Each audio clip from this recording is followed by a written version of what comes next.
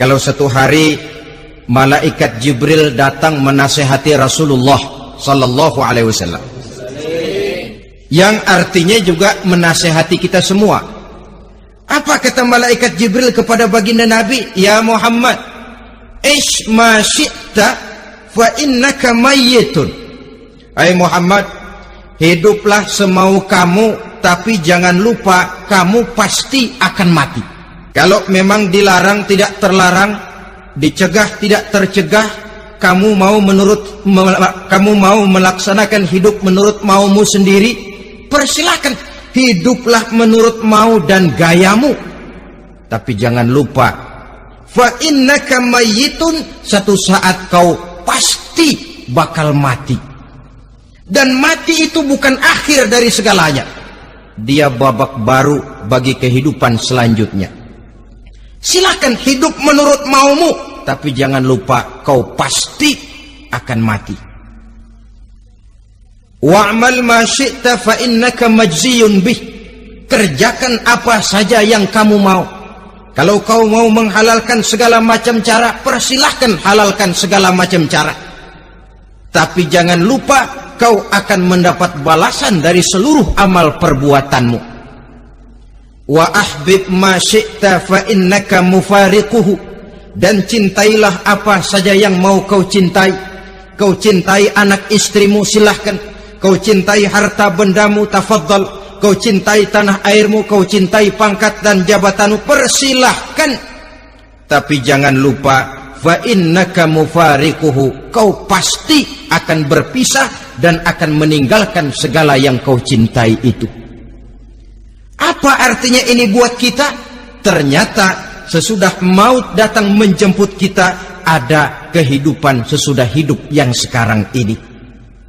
Ini yang mendorong kita untuk dalam kehidupan di dunia ini tidak melakukan prinsip saenake dhewe, semaunya sendiri saja, asal perut kenyang, asal pangkat tinggi, asal harta dapat. Masa bodoh dengan merugikan orang lain, masa bodoh dengan menipu orang lain. Iku jenenge saenake dhewe. Muslim tidak diajarkan. Ingat manusia, setelah kau mati, setelah kiamat datang, kau akan dibangkitkan, kau akan dimintakan pertanggungan jawab tentang kehidupan yang sekarang ini. Saudara hadirin, oleh sebab itu kalau kita bicara soal kiamat, soal akhirat, ini memang masalah yang gaib, yang sepenuhnya tidak bisa dicernakan dengan kemampuan penalaran intelektual. Dasar di dalam membicarakan ini tidak lain adalah iman kita kepada Allah Subhanahu wa ta'ala. Bukan cuma zaman sekarang, dari zamannya Nabi. Orang itu kalau sudah bicara kiamat, bicara akhirat, ada yang ragu-ragu, ada yang menolak sama sekali. Bukan dari zaman sekarang, dari zaman dulu. Pernah kok satu saat Rasulullah itu dakwah, menceritakan, saudara-saudara, akan terjadi kiamat, di mana Allah akan membangkitkan manusia dari kuburnya untuk memintakan pertanggungan jawab. Ini dalam dakwahnya Nabi pidato macam itu. Apa reaksi orang? Yang beriman ya mantap, tapi yang tidak beriman, bajingan-bajingan Quraisy ini, mereka bertepuk tangan, mengejek, mencaci. Malahan ini yang luar biasa, ada dua orang kafir namanya Ubay bin Ka'ab dan Al-As bin Wa'il.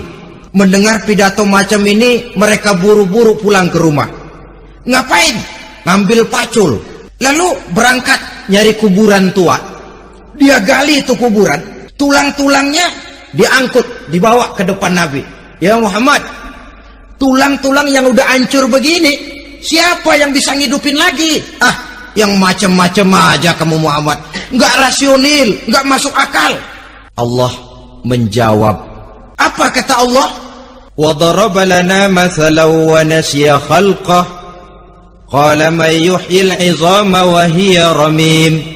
Qul yuhyiha alladhi ansha'aha awwala marrah wa huwa bikulli khalqin alim.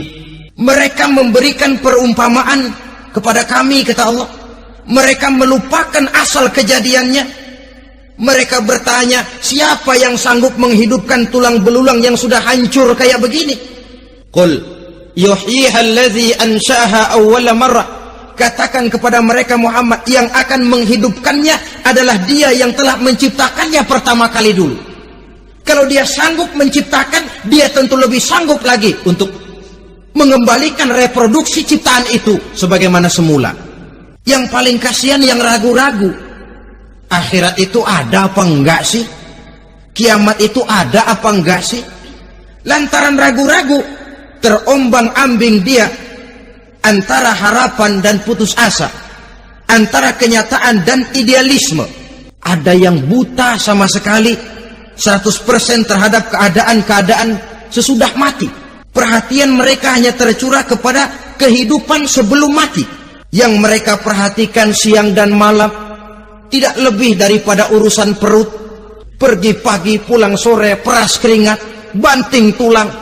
Cuma soal makan, soal minum, soal pakaian, soal kendaraan, soal rumah tangga, soal anak, soal istri. Yang mereka pentingkan hanya soal-soal politik misalnya, ekonomi, pembangunan dan industri. Untuk soal-soal kayak begitu, giat betul. Habis seluruh waktu untuk memikirkan, meningkatkan kebudayaan, politik, sosial, ekonomi.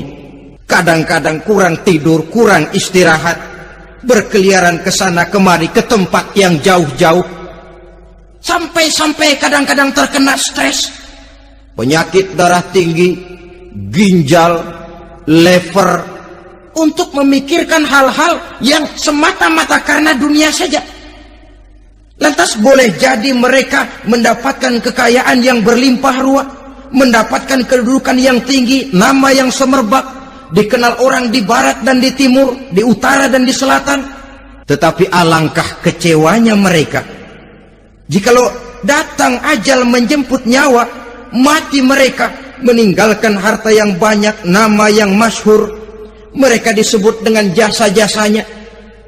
Radio memberitakan, TV menyiarkan, koran-koran memuat. Bahkan nama mereka kadang-kadang dikenang 2-3 tahun setelah wafatnya. Tetapi dalam pada itu, roh mereka merintih, mengeluh, menderita, karena dilemparkan oleh Allah ke tempat-tempat yang kotor. Penyesalan yang sudah tidak akan ada gunanya lagi. Saudara-saudara kaum muslimin rahimakumullah. Oleh karena itu, kehidupan akhirat bukanlah dongeng dan takhayul, bukan khurafat dan khayalan. Kehidupan akhirat, hari kiamat adalah kebenaran dan kepastian.